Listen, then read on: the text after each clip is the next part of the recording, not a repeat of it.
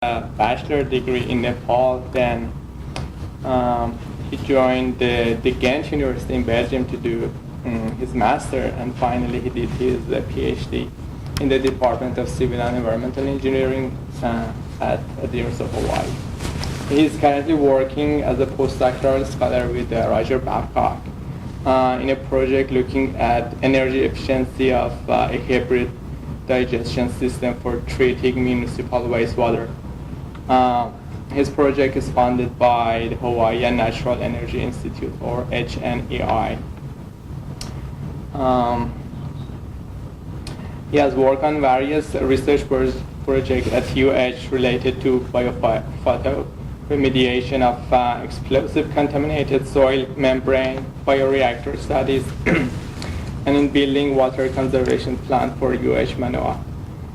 Before joining UH Manoa, he worked in Nepal over 10 years as a water sanitation and public health engineer, and he has been involved in designing more than 40 water and sanitation projects and executed more than 30 sanitation projects.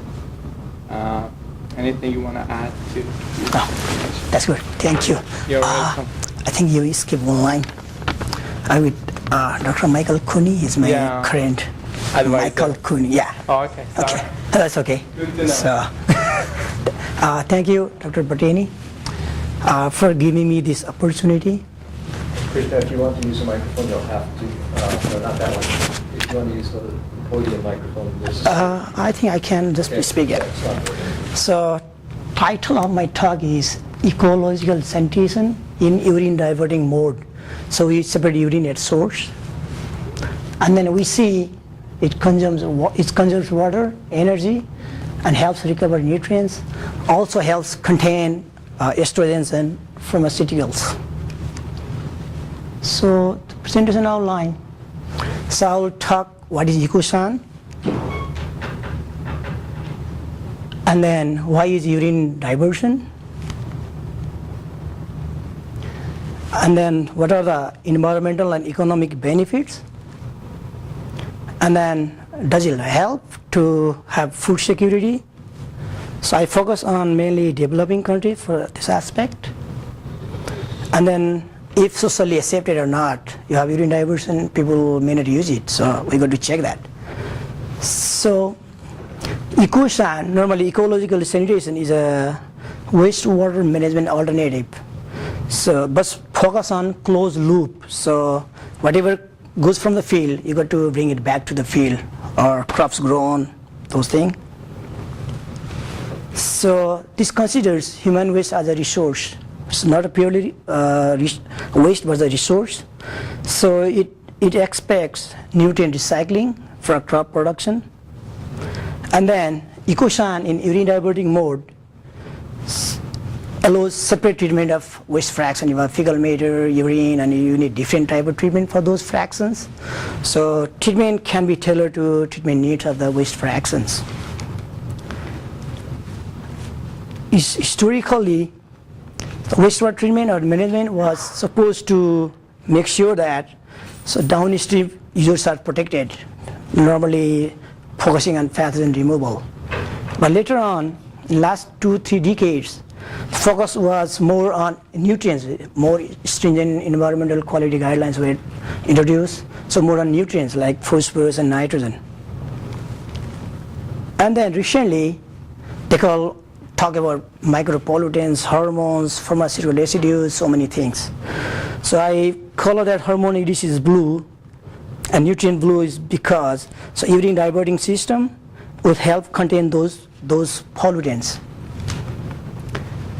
And then, urine diverting mode, UD, that covers most of the nutrient and micropollutant in the waste, human waste. Is it working? Yeah. So the history is not that long. It's around 20 years. So I think they started in Sweden, now all over the world, but very new to US societies. But in Florida, the State Department is trying to recover phosphorus from urine because they say P is finite and can last only for 50 to 100 years. And then in San Jose, the wastewater treatment plant because they say city is sprawling, it's urban sprawl, but they have the wastewater effluent goes to receiving water bodies very sensitive to nutrients. So they want to control nutrients. So what they do, they say if any other person in household wants to connect to central sewer systems, so they have to separate urine so that nutrients, nitrogen, phosphorus don't come to the wastewater. So only sewage load is there. And then what is ecological thinking in sanitation? They talk of closed loop. So when you grow food, normally rural areas, so you deplete nutrient in the field. So those crop, the food is transported to city centers. So urban people, they eat those food and they grow. And then they excrete nutrient because the one we eat cannot digest all of them, yeah? So they say for nutrients, nitrogen, phosphorus, only 2 to 7% will be retained in the body if you are growing. For us, so everything, whatever we eat, will almost everything excreted. Then what happens, we discharge those nutrients, pollutants to water bodies or let's say land, and then causes pollution. So instead of going that way, this is the linear flow of nutrients, so it goes one way, but you need to bring it back to the field where the crops were grown.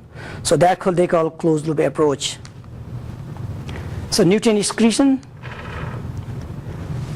the nutrients that are excreted from human body are in plant usable form, because in the atmosphere you have 78% nitrogen, plant can hardly absorb those nitrogen. They say only 3% globally atmospheric ion is used by plants. All other forms we need to have combined ion like ammonium, nitrate, nitrite, those things. And then urine is the main excretion route for those nutrients. You see that it's around 90%. Not only nutrients, it's pharmaceutical residues, estrogens, hormones, X-ray contrast agent, all of them are almost 90% excreted in urine. And then P is finite, phosphorus. And then urine is only 1% of the domestic sewage, so it's very small volume, it's easy to handle. Then if you talk of, let's say, yearly excretion of nutrients, so when one person excretes normally 13 grams of nitrogen per person per day, that's the average. So yearly will be 4 to 5 kilograms of nitrogen per year. Phosphorus will be 0.75, it will be 2 grams per day.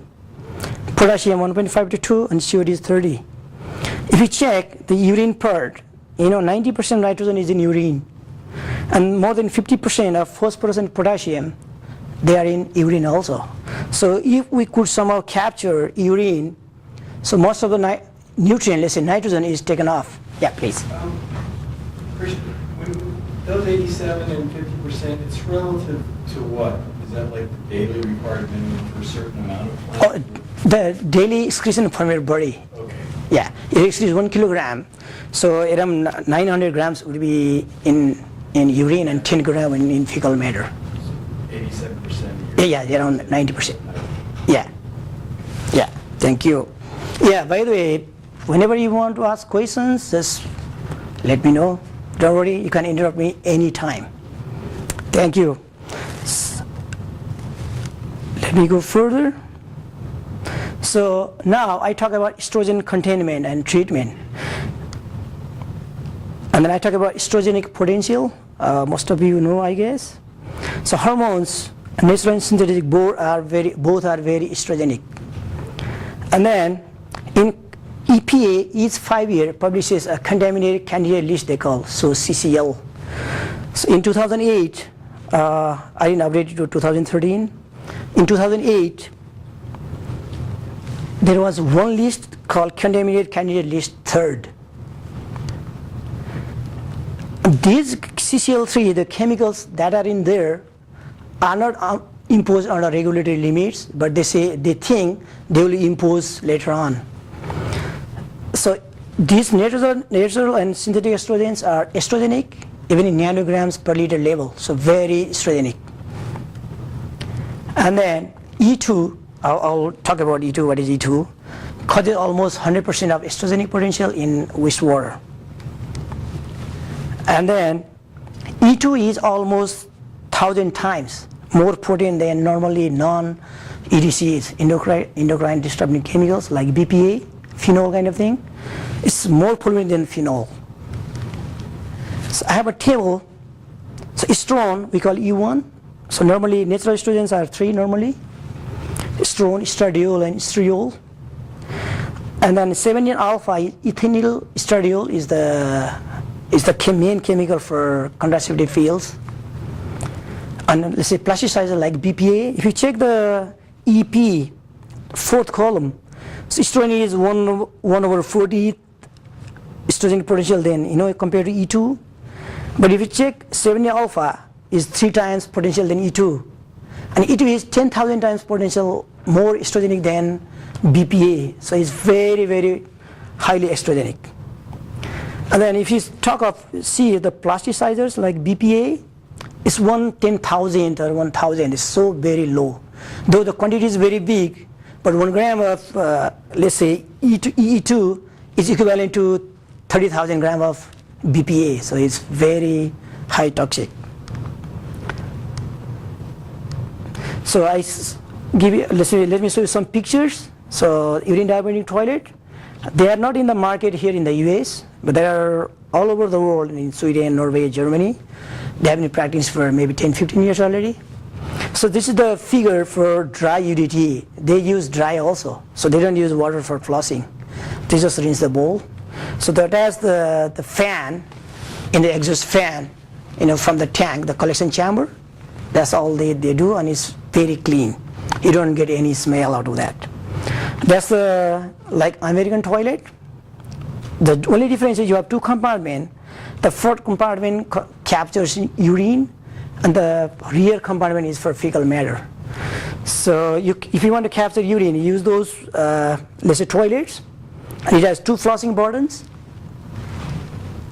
And then a small button will flush the front compartment, and the big button will flush the rear compartment. So it can be used both on on-site mode or central or network system. So the first figure is an on-site mode, only single household. Here you have several houses connected.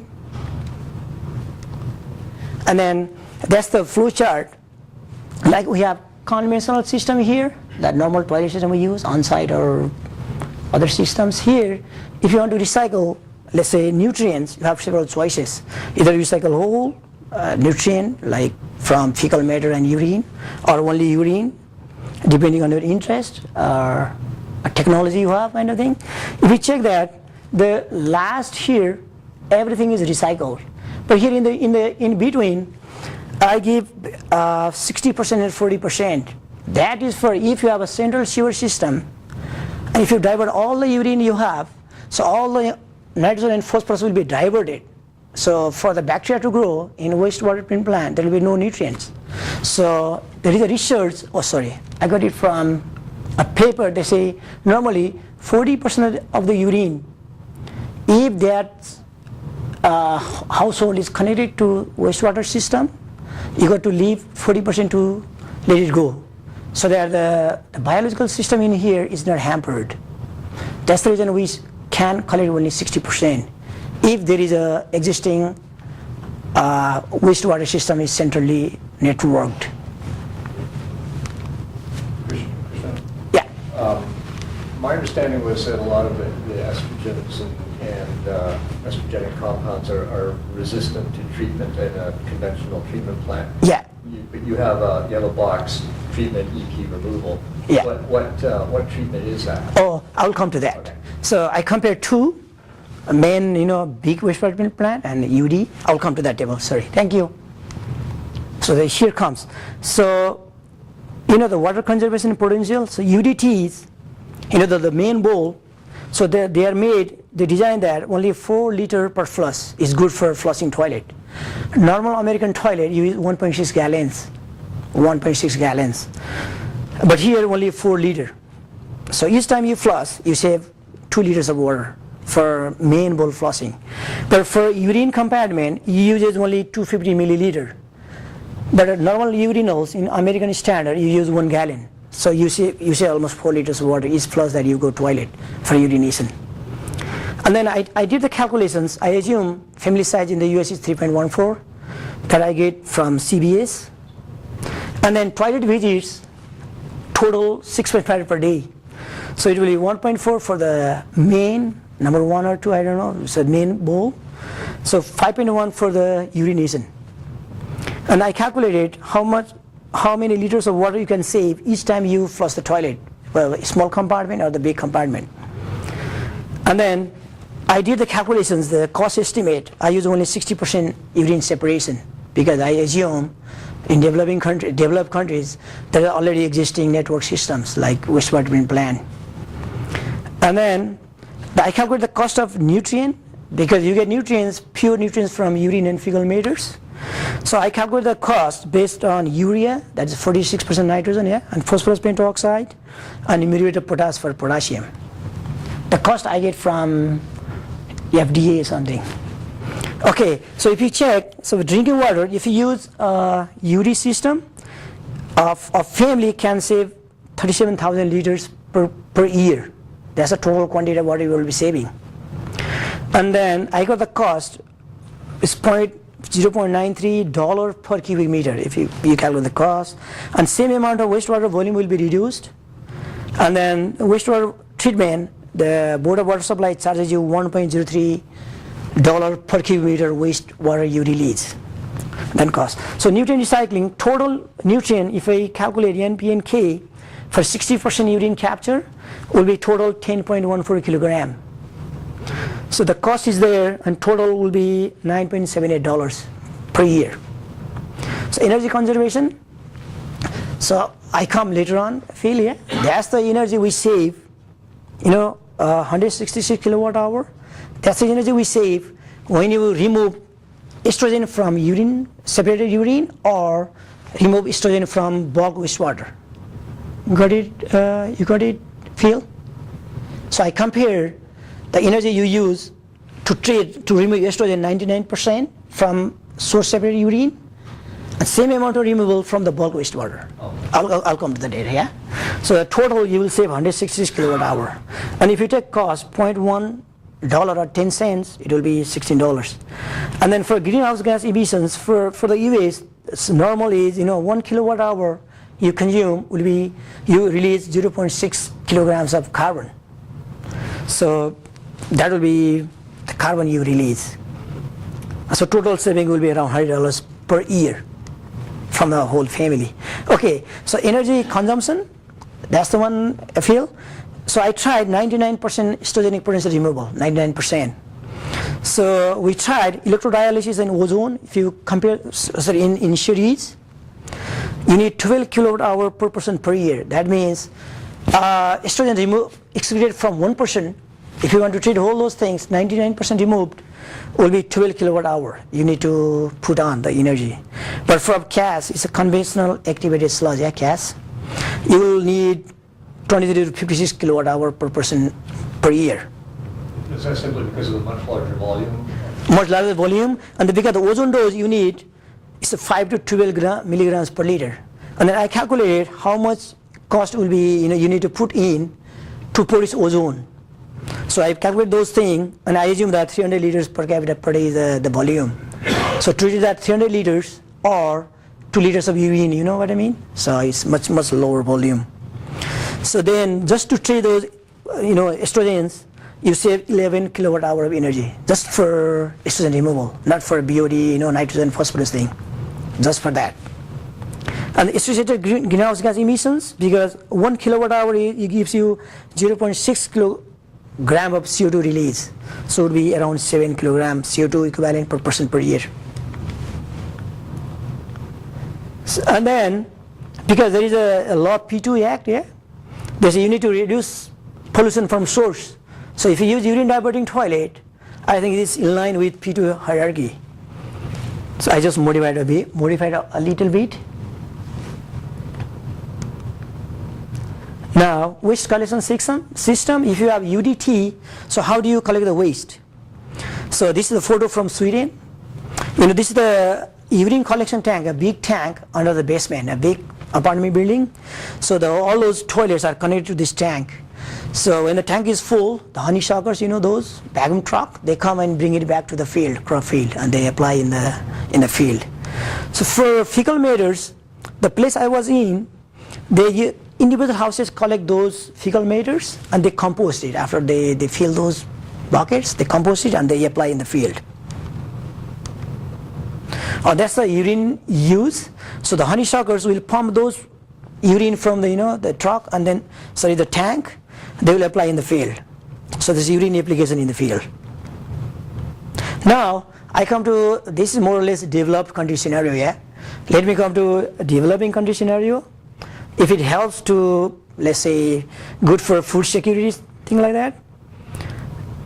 Normally in developing countries, also in developed countries, so domestic wastewater is the main cause of environmental pollution. And then in developing country, they lack water infrastructures because it's rapid urbanization and need sustainable sanitation alternatives. Because the central sewage systems are so expensive to construct and also expensive to maintain and operate. In developing country, so the development is unsustainable because it's poverty driven. So they don't care about the environment because they are hungry, they are poor, yeah, hungry. But in compared to developing country, in here is consumption driven, so supply side management. Whatever you want, you can go and buy from the market. So it's two different scenario. Now, so what I did, I collected data from 170 countries. So data collected per capita income, I get data from World Bank, FAO, and WHO. So I try to analyze how does it relate, per capita income, per capita land holdings, agricultural production per capita per year or per hectare per year, and average dietary energy supply or intake, and nutrient excretion rate. And I use SAS to analyze those data. So I consider the difference is significant, is P is less than 0.05.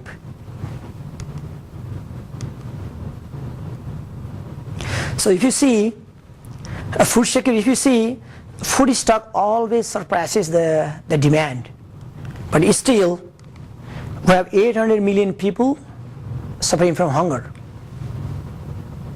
And then 41 countries, there are 41 countries, billions of people where undernourishment rate is 20% or higher.